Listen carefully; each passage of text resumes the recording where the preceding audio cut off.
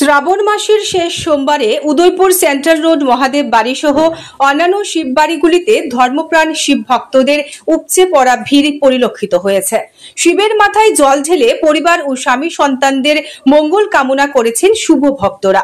শ্রাবণ মাস শিবের জন্ম মাস। আজ ছিল শ্রাবণ মাসের শেষ সোমবার। সোমবারে শিব আবির্ভূত হয়েছিলেন। সেই ধর্মীয় বিশ্বাসে শ্রাবণ মাসে প্রতিটি সোমবারে ধর্মপ্রাণ শিব ভক্তরা শিবের মাথায় জল ঢেলে আশীর্বাদ প্রার্থনা করেন। শ্রাবণ মাসের শেষ সোমবারে এই বিষয়ে ভক্তদের মধ্যে বাড়তি উৎসাহ উদ্দীপনা পরিলক্ষিত হয়। মধ্যরাত থেকে শিব ভক্তরা ভার নিয়ে ছুটে চলেন উদয়পুর মাতাবাড়ি কল্যাণসাগর দিঘির ঘাটে।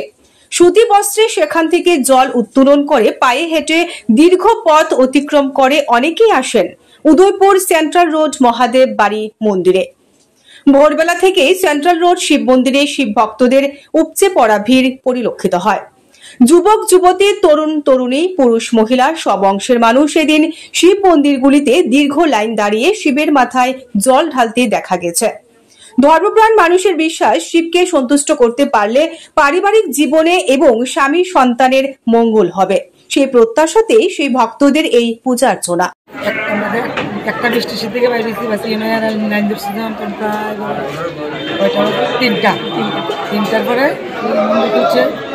1 ঘন্টার মতো সময় লাগছে, ভালোই লাগছে, কিন্তু মাঝে মাঝে লাইন আমি একটু বেলায় নিয়ে থাকা। শিবের জল ঢেলে কি চাইলেন?